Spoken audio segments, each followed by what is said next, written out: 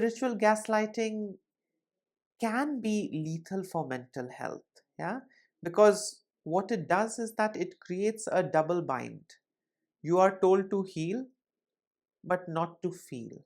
You are told to forgive, but not to remember. You are told to let go, but not to speak up. You are told a lot of things, and behind all of that, you are expected to silence yourself.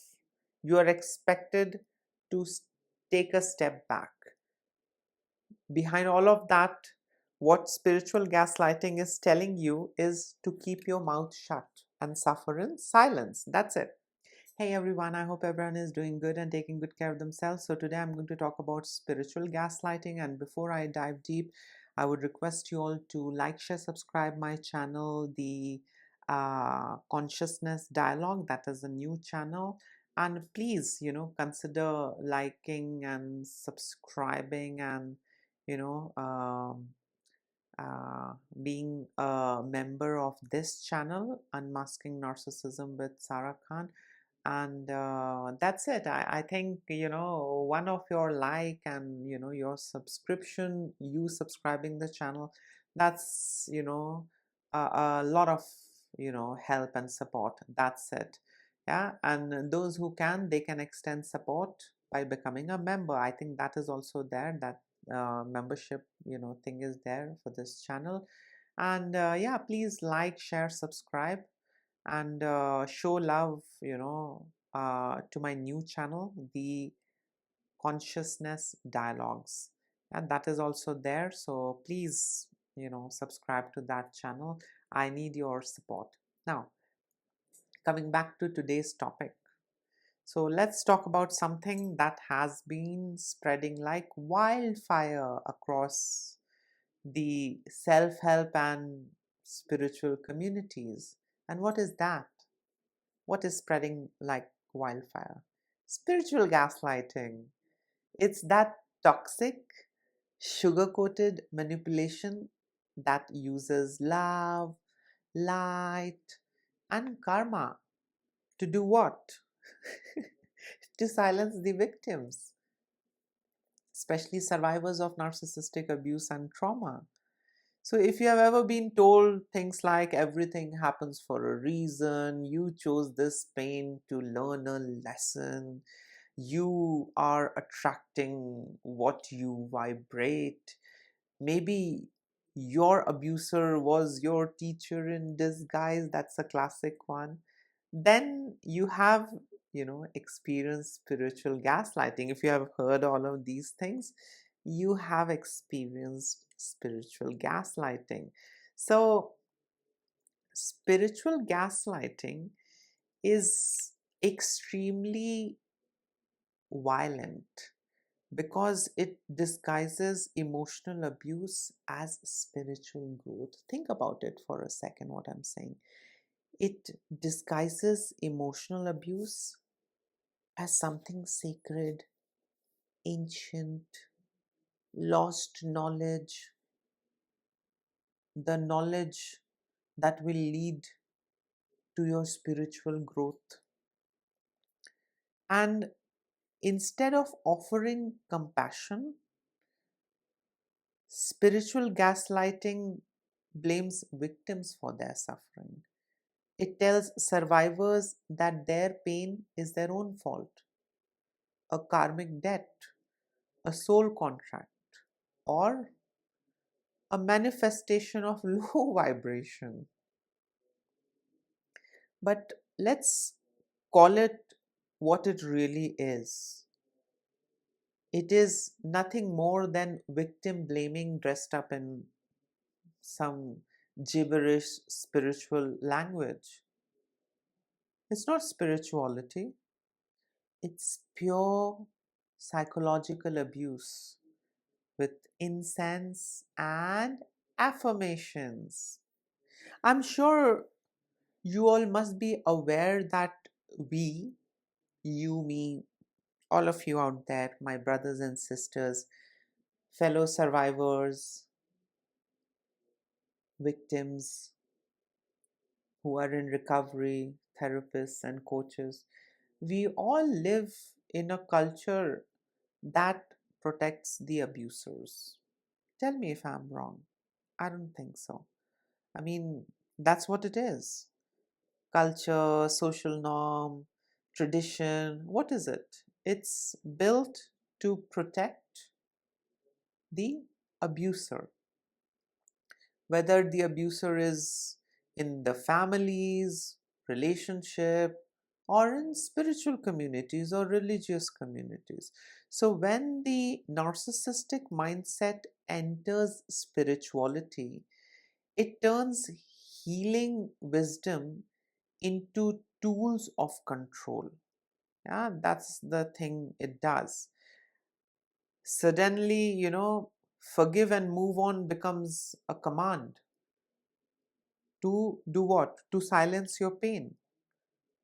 Then the next one, the classic one, don't hold grudges, becomes another way to protect the abuser. Don't judge, they will tell you. And what this does is that it shields the abuser from moral accountability. And what happens to the victims, to the survivors, to us? The survivors, you know, they end up feeling ashamed for even speaking the truth because the problem is with me. I couldn't forgive and move on. The problem is with me because I'm judging. The problem is with me because I'm holding grudges. That's how all of this spiritual gaslighting, puts you into this mode, where you start feeling ashamed for even speaking the truth. And this is what trauma researcher Dr. Jennifer Freyd called betrayal blindness, where the mind suppresses awareness of harm to maintain social or emotional safety. And spiritual gaslighting is something that feeds directly into that blindness. For trauma survivors, especially those healing from narcissistic parents or narcissistic partners or cult-like relationship, spiritual gaslighting can be lethal for mental health. Yeah, because what it does is that it creates a double bind. You are told to heal but not to feel. You are told to forgive but not to remember. You are told to let go but not to speak up. You are told a lot of things, and behind all of that, you are expected to silence yourself. You are expected to take a step back. Behind all of that, what spiritual gaslighting is telling you is to keep your mouth shut and suffer in silence. That's it. And if you're aware of psychologist Dr. Janja Lalich, who studied cultic systems, explains that thought reform environments use spiritual rhetoric to do what? To suppress critical thinking and emotional autonomy. I think it's not just limited to a cult. That's exactly what religion does.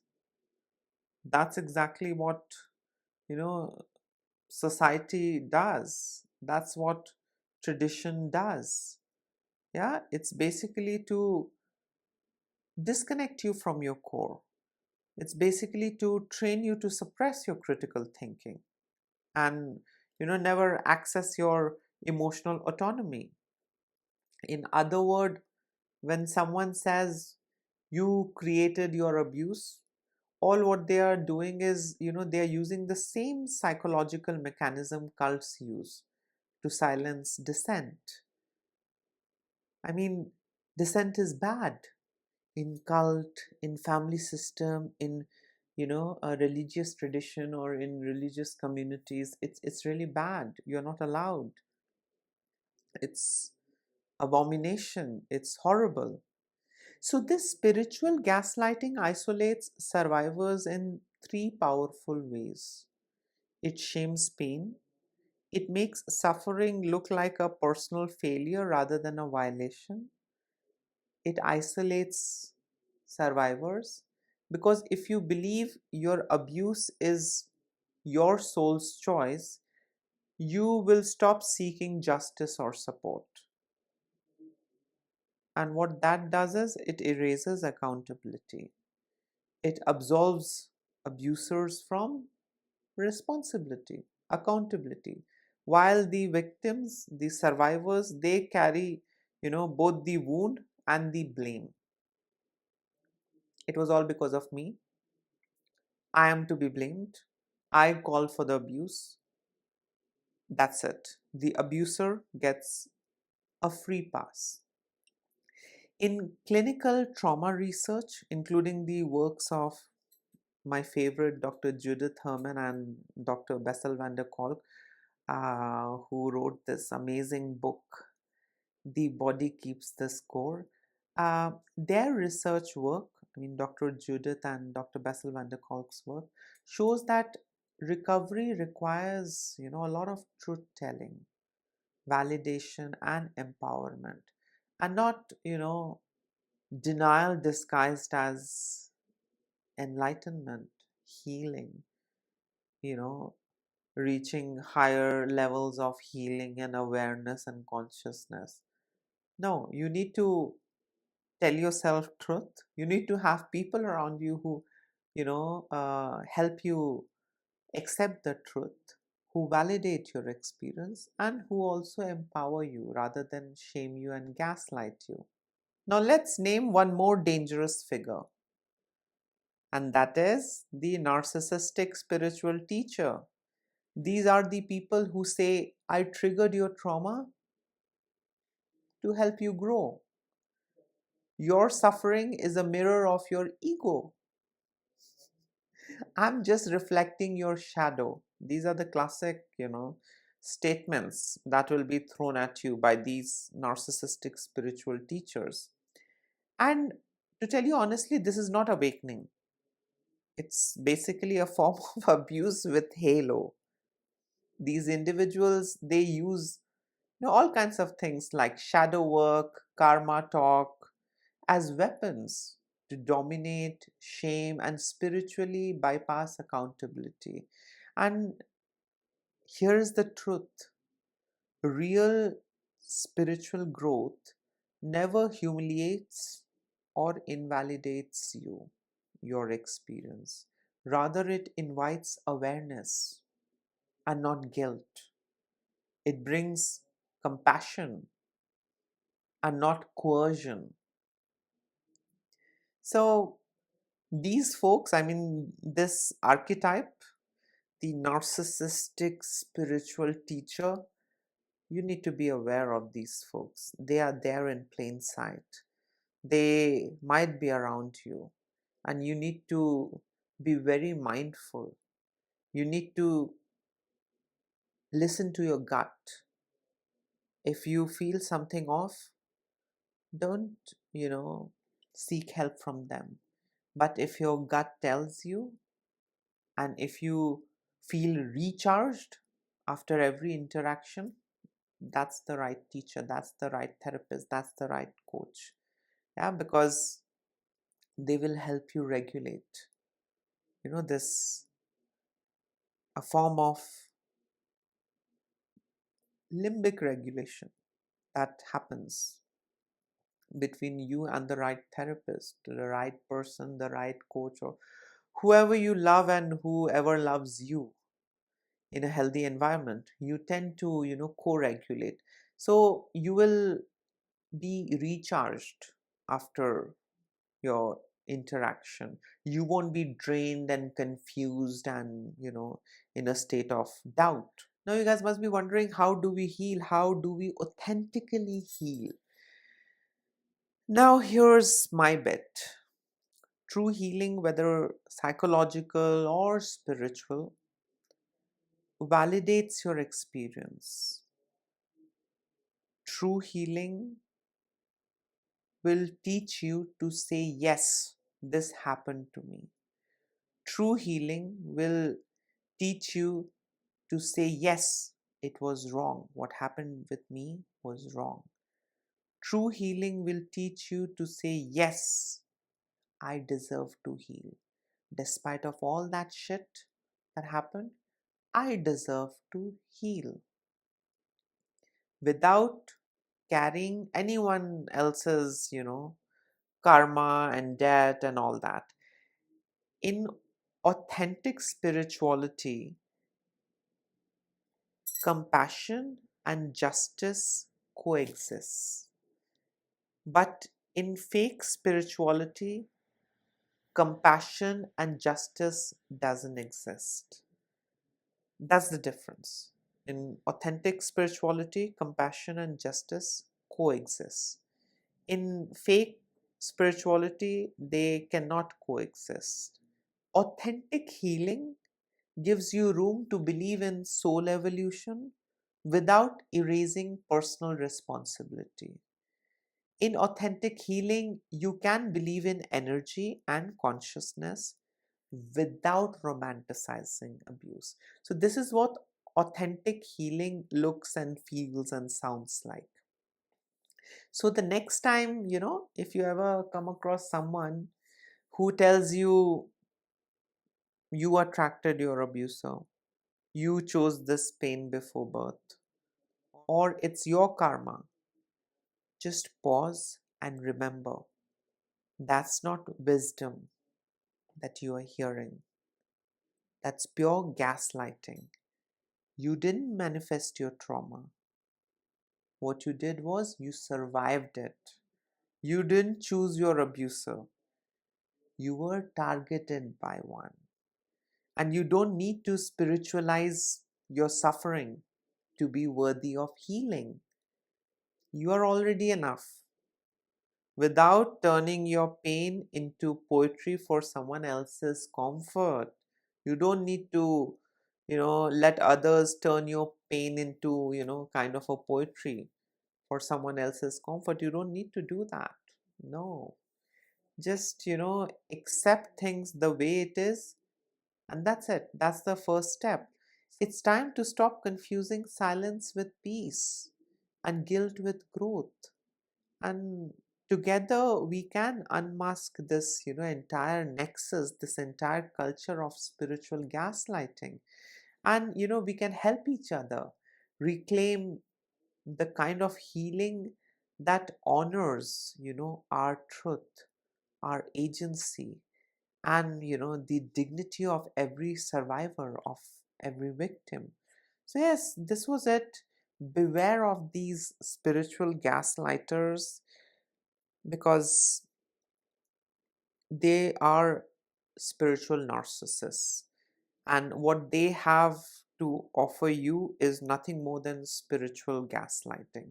So beware of these folks who are into cosmic justice, cosmic debt collection, karmic system of punishment. Don't fall for it. Use your brain.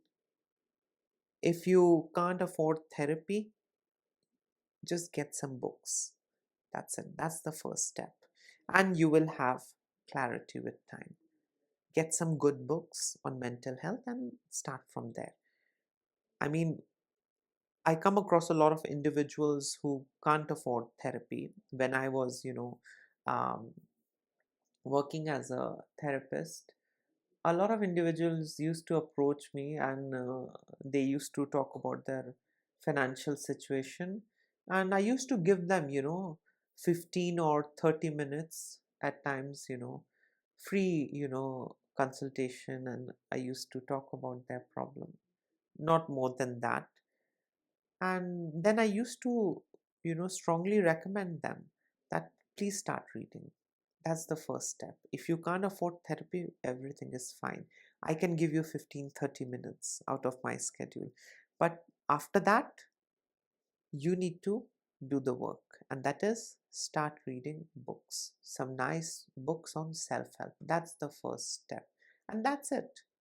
You really don't need expensive therapies. And there are a lot of therapists out there who are into extorting money and who are into just, making you suffer more.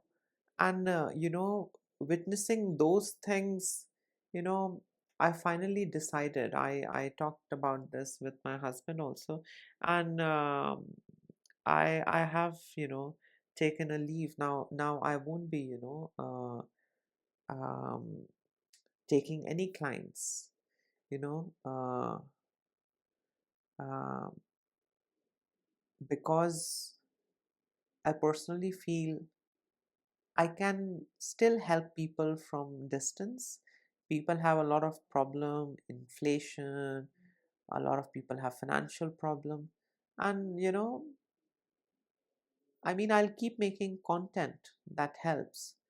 But when it comes to one-on-one interaction, I am, uh, taking a leave now. I mean, I won't be able to do one-on-one interaction henceforth because of, a lot of reasons. One thing is people have a lot of, issues, and they have financial issues. That is one problem. Second problem is, um, a lot of, clients just use me as a venting machine, that I pay and I just dump and vent, and they are not ready to do anything. I get it. The first step is talking about it and, being validated, for whatever you have gone through. But with time, you need to do the dirty work. You need to clean the mess. You need to clean yourself. You need to cleanse yourself. And that's how you heal. So a lot of, individuals that I worked with, were basically into paying and venting. So ethically, I think that's not right. I wouldn't want, clients who just want to vent. I want clients who want to, work together, you know uh, for their healing. I want those kind of clients. I don't want, money, and I'm just there like a vent, you know uh, helping them vent. I hope you understand what I mean. So that is one of the reasons why I have stopped taking clients. I'm no more, practicing psychotherapy. And the other reason is, uh, sometimes I take a client and I forget to ground myself. And I personally feel I absorb a lot of energy, and it affects me on an energetic level. So, I mean, I'm okay to help everyone from distance. And that's the reason. I mean, that's the three, four reason why I have stopped, taking clients. And, I think you guys will get, good therapists, and you guys will, uh, heal, and you guys will just be fine, and you guys will rise stronger. Yeah. So the first step is read.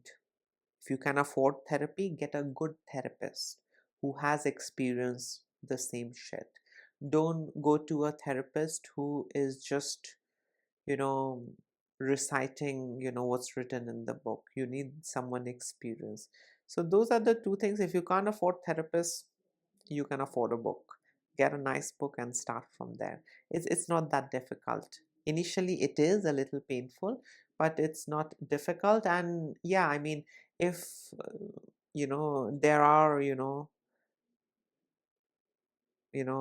some of you out there who have a lot of problem, who have no help, who have no money. I mean, I can take exception. I can, uh, I mean, you can connect with me, and depending on the availability, I can, try my best to help you. You can reach me through mail, and, if I have time and if I'm in that stable state of mind, I can, give you a free session also.